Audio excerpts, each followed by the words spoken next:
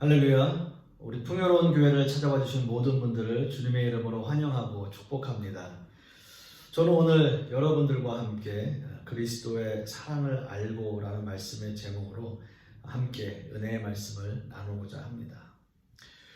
우리는 신앙생활 하면서 성숙해져야 된다라는 말을 참 많이 듣습니다. 저 역시도 교회 표어를 성숙한 그리스도인이라는 문구를 써서 영적 성숙을 굉장히 강조하고 있죠. 물론 이런 표현을 사용한다고 해서 갑자기 영적으로 성숙해지지는 않지만 신앙생활 하면서 영적으로 성숙해지는 것은 너무나 중요하기 때문에 제가 강조하는 거죠. 영적 성숙이 갑작스럽게 일어나지는 않는다 해서 그 자리에 머물러 있는 것도 신앙의 문제가 되는 거죠. 신앙은 말 그대로 성숙해져야 하고 점점 자라가야 하는 겁니다. 교회를 몇십 년 다녀도 신앙의 성숙이 없고 또 교회를 다니지 않는 사람처럼 산다면 그런 모습을 보고 너무 한결같아서 좋네요 라고 말하는 사람은 없을 거예요. 신앙은 그 횟수가 더해지면 더해질수록 점점 더 자라가고 성숙해져야 하는 겁니다. 그런 의미에서 오늘 본문은 에베소 성도들의 영적 성숙을 위한 바울 사도의 기도입니다. 바울 사도는 에베소서 1장에서도 에베소 성도들을 위해서 기도했었습니다. 그 기도는 에베소 성도들의 마음의 눈을 밝히고 부르심의 소망이 무엇이고 그 기업의 영광의 풍성함이 무엇인지 알게 해달라는 기도였습니다. 그리고 이어서 오늘 본문으로 넘어와서는 에베소 교인들의 속 사람이 성령으로 강건해지고 믿음으로 말미암아 그리스도가 그들의 마음에 계시게 해달라는 기도를 드리고 있는 거죠. 이제 바울 사도는 좀 더 차원 높은 기도를 드리고 있는 겁니다. 물론 지금까지의 기도로도 충분히 마음의 위로를 얻을 수 있지만 바울 사도는 여기서 멈추지 않고 한 단계 더 나아갑니다. 그 기도의 내용은 그리스도의 사랑을 아는 거예요.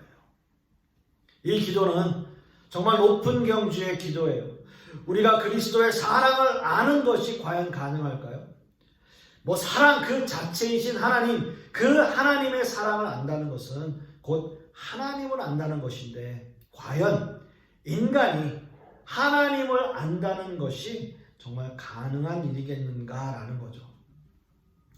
저는 먼저 오늘 본문에서 두 가지의 단어에 한번 집중해 보려고 합니다. 첫 번째는 19절 말씀에 깨달아 라는 단어이고요. 그 다음은 18절 말씀에 알고 라는 단어입니다.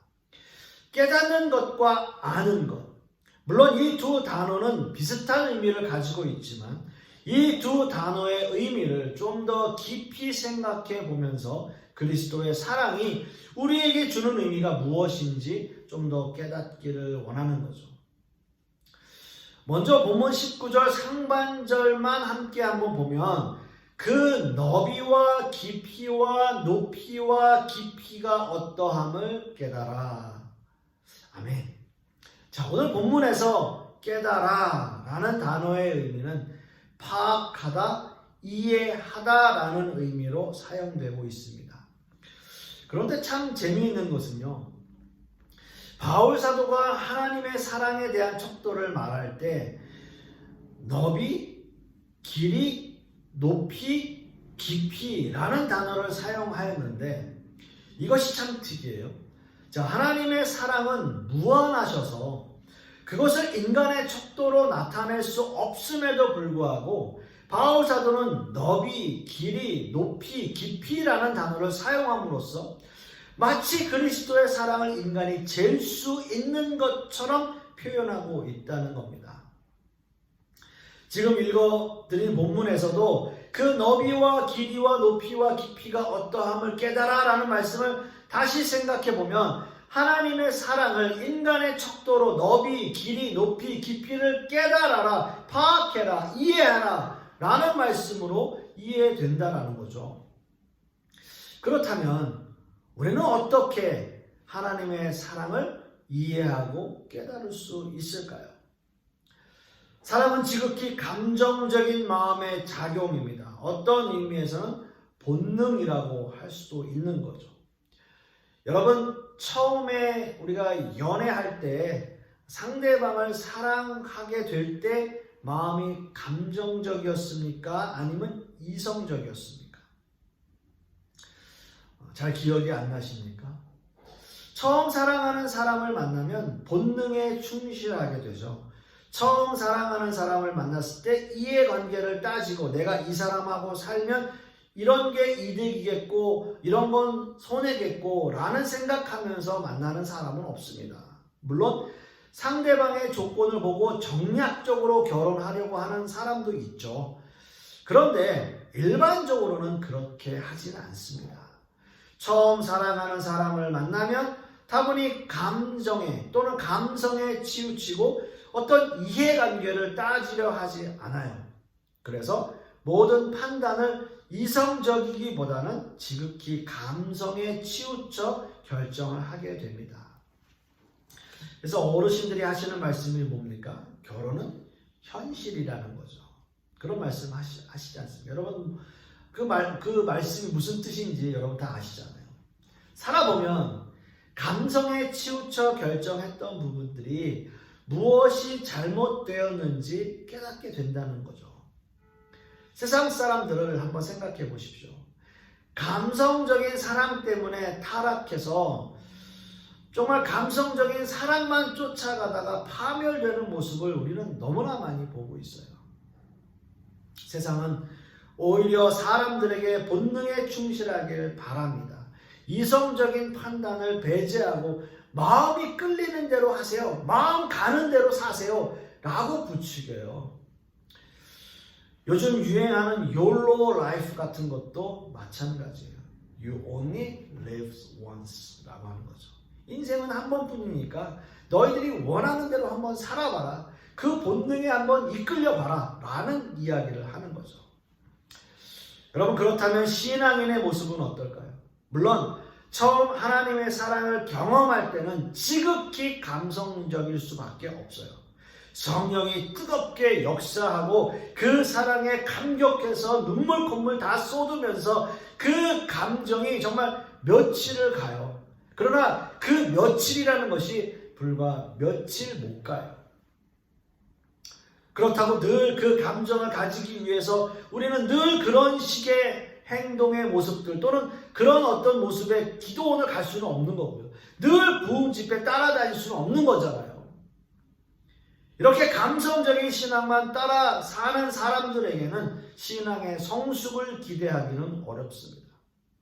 어느 한순간 은혜를 경험하면 한없이 신앙이 좋아 보이다가도 그 은혜가 점차 사그러들면 언제 그런 은혜를 경험했던 사람인지 아니면 그렇게 모든 것들이 다 교회 다니지 않는 사람처럼 행동하게 되는 거예요. 이것이 감성적인 신앙에만 의존하는 사람들의 한계입니다. 그렇기 때문에 이제 신앙의 이성이 살아나야 하는 거예요. 하나님의 놀라운 능력으로 은혜를 받았다면 이제는 말씀과 지성과 이성으로 그 사랑을 이해하는 단계에 도달해야 하는 겁니다. 물론 하나님의 무한하신 사랑을 인간의 척도로 재거나 헤아려 알 수 없지만 바울 사도가 인용한 것처럼 그 너비와 길이와 높이와 깊이를 마치 측량할 수 있는 것처럼 이성적으로 이해하라라는 거죠. 바울 사도가 이 기도를 드릴 때 전혀 터무니없는 기도를 드리지 않았습니다. 여러 가지 문제로 힘들고 어려운 시대를 사는 초대교회 성도인 에베소 교인들이 정말 하나님의 사랑을 깨닫기를 바라는 마음으로 이 기도를 드리고 있는 거예요. 무한하신 하나님의 사랑을 인간의 척도로 측량할 수는 없지만 마치 측량이 되는 것 같은 깨달음을 얻는 것을 말하고 있습니다. 예를 든다면요. 우리는 하나님의 사랑을 말할 때 가장 많이 비유로 드는 것이 부모와 자녀와의 관계를 들어서 설명하게 됩니다. 아마도 저처럼 자녀가 하나이면 그 말씀이 더 마음에 와닿겠죠. 하나님의 독생자 아들을 생각할 때 여러분의 자녀를 한번 생각해 보십시오. 우리의 자녀가 조금만 아파도 우리의 마음이 찢어지고 내가 아픈 것 같은 마음이 드는데, 하물며 우리의 죄 때문에 하나님의 독생자 아들 예수 그리스도께서 십자가에 달리시는 그 모습을 외면하시는 그 하나님의 그 사랑, 그 하나님의 모습을 여러분 상상해 보시라는 거예요. 빌립보서 1장 9절에서 10절 말씀을 보시면, 내가 기도하노라 너희 사랑을 지식과 모든 총명으로 점점 더 풍성하게 하사 너희로 지극히 선한 것을 분별하며 또 진실하여 허물 없이 그리스도의 날까지 이르고 라고 말씀하고 있어요. 빌립보서 역시 바울이 옥중에서 빌립보 교회에 보내는 편지입니다. 이 말씀에서도 역시 바울 사도는 빌립보 교인들을 위해서 기도하고 있어요. 열정적인 신앙을 가지고 있었던 빌립보 교회 성도들이 그 열정에만 머무르지 않고 지식과 총명이 더 풍성하게 해달라고 기도하고 있는 겁니다. 여기서 지식은 하나님을 아는 지식을 의미하고요, 총명은 도덕적인 분별력과 결단을 의미하는 겁니다. 이것은 신앙의 감정에만 치우치지 말고 신앙의 이성적인 판단과 분별력 역시 중요하다는 것을 강조하고 있는 바울 사도의 기도인 것이죠. 사랑하는 성도 여러분, 하나님의 사랑을 깨닫고 이해하는 것은 쉬운 일은 아닙니다. 아니, 더 정확히 말씀드리면 우리는 하나님의 사랑을 완전하게 깨달을 수는 없을 거예요. 하지만 열심히 말씀을 공부하고 우리의 지성과 이성을 총동원해서 하나님의 사랑을 깨닫고 알려고 노력하는 사람들에게는 하나님의 사랑을 이해하고 깨달을 수 있는 지혜를 하나님께서 허락해 주신다는 사실입니다. 처음에는 감성적인 신앙이었지만 말씀의 깨달음을 통해서 점점 더 하나님의 사랑을 우리의 지성과 이성으로 깨닫게 되는 거죠. 이것이 그리스도의 사랑을 깨닫는 거예요. 간절히 소망하기는 이런 그리스도의 사랑의 깨달음이 저와 여러분들에게 있기를 간절히 소망합니다. 이제 두 번째는요, 오늘의 그 본문 18절의 말씀을 보시면 능히 모든 성도와 함께 지식에 넘치는 그리스도의 사랑을 알고 라고 말씀하고 있습니다. 자, 이 본문에서 우리가 살펴보아야 할 알고 라고 하는 단어는 사실 19절 말씀에 깨달아 라는 단어보다 더 강한 의미를 가지고 있습니다. 이 단어의 의미는 알게 되다 또는 인식하다 라는 의미를 가지고 있는데요, 자신이 경험한 지식이나 명백하게 알고 있는 지식을 의미하는 단어예요. 오늘 이 말씀에서 중요한 단어인 알고라는 단어는 경험과 지식을 바탕으로 한 아는 것을 의미하는 단어입니다.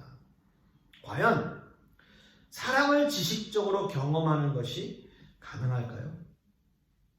사랑은 지극히 감성적인 마음의 작용이기 때문에 지식을 바탕으로 경험하는 것이 쉬운 일은 아닐 것입니다. 그런데 여러분, 부부의 관계를 한번 생각해 보세요.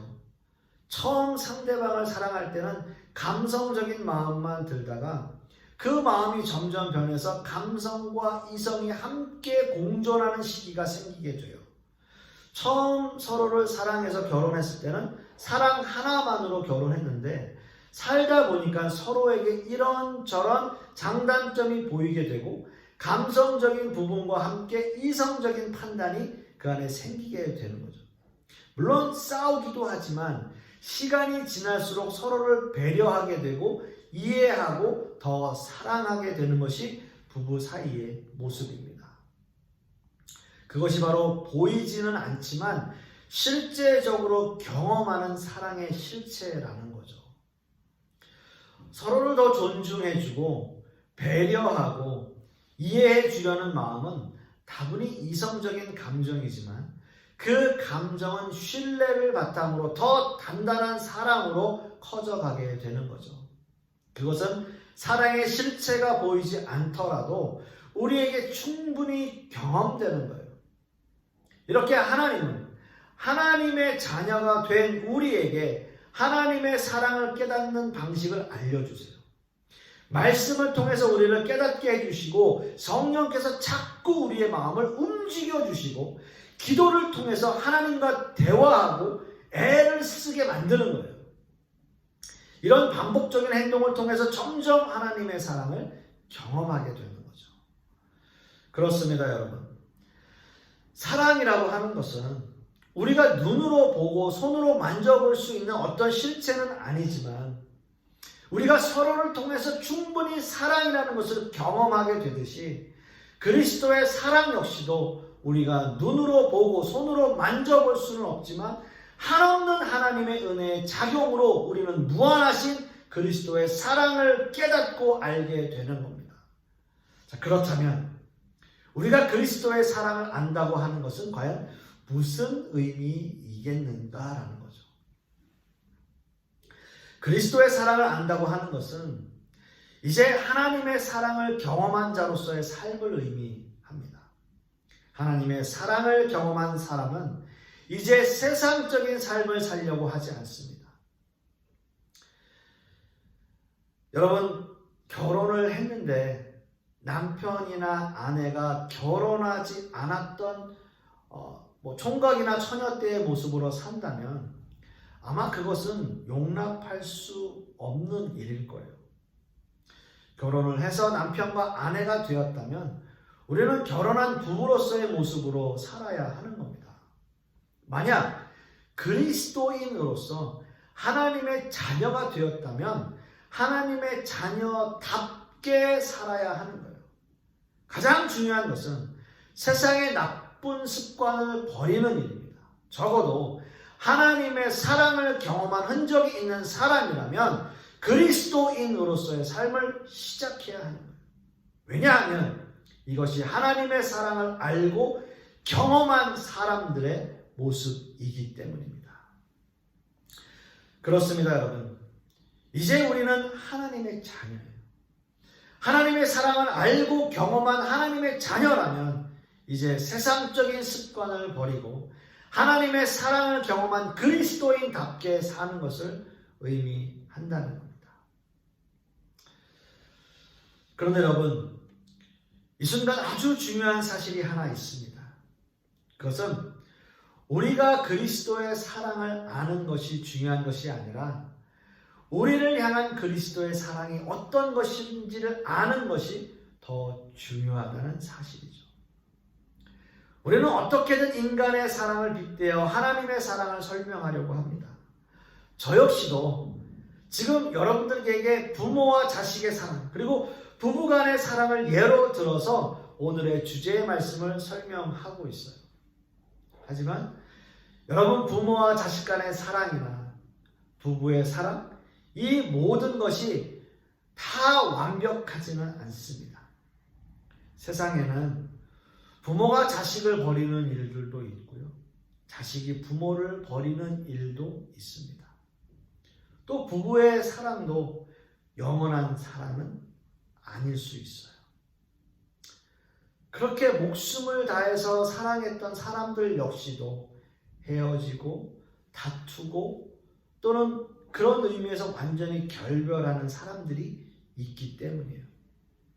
그렇기 때문에 그 어떤 것으로도 그리스도의 사랑을 비교해서 설명할 수 없다는 겁니다. 그러나 한 가지 우리가 알아야 할 것은 그리스도의 사랑은 완전한 사랑이다라는 거죠. 그 어떤 사랑과도 비교될 수 없는 사랑, 그 어떤 것으로도 측량할 수 없는 무한하신 사랑. 비록 오늘 말씀을 통해서 바울 사도는 인간이 측량할 수 있는 척도로 그리스도의 사랑을 설명하고 있지만 바울 사도는 로마서의 말씀을 통해서 그리스도의 사랑을 이렇게 고백해요. 내가 확신하노니 사망이나 생명이나 천사들이나 권세자들이나 현재일이나 장래일이나 능력이나 높음이나 깊음이나 다른 어떤 피조물이라도 우리를 우리 주 그리스도 예수 안에 있는 하나님의 사랑에서 끊을 수 없으리라 라는 고백을 해요. 그렇습니다, 여러분. 그 어떤 것으로도 하나님의 사랑을 측량할 수 없고 그 어떤 것으로도 하나님의 사랑에서 우리를 끊을 수 없어요. 그 끊을 수 없는 하나님의 사랑, 그 사랑을 알고 깨닫는 것은 신앙의 성숙을 의미합니다. 다른 게 아니에요. 우리를 향하신 그리스도의 사랑이에요. 하나님의 독생자 아들을 이 땅에 보내셔서 그 아들의 목숨을 내어주시기까지 사랑하신 그 사랑. 인간의 그 어떤 것으로도 감히 비교할 수 없는 그 사랑. 그것이 바로 그리스도의 사랑입니다.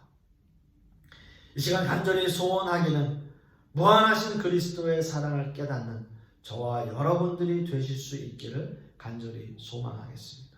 기도하겠습니다. 아버지 하나님, 오늘 말씀을 통해서 우리가 깨닫는 것은 그 어떤 것으로도 또한 그 어떠한 상황들 가운데서도 하나님의 사랑을 비교할 수 없고 또한 그 사랑을 빗대어 이야기할 수 없다는 것입니다. 하나님의 사랑은 무한하시고 완전하시고 영원하신 사랑이기 때문입니다. 그러나 간절히 소망하기는 우리의 짧은 지식으로라도 하나님의 사랑을 조금이라도 깨닫게 하여 주시옵시고 그 사랑을 알게 하여 주시옵소서. 또한 그 사랑을 깨닫고 알기 위해 노력하며 몸부림치는 우리 모든 성도님들 되게 하여 주시옵소서. 이번 한 주간도 그러한 몸부림 가운데 주님의 사랑을 알기 위해 노력하는 우리 모든 성도님들 되게 하여 주시옵소서. 주님 감사드리며 예수 그리스도 이름 받들어 기도드렸사옵나이다.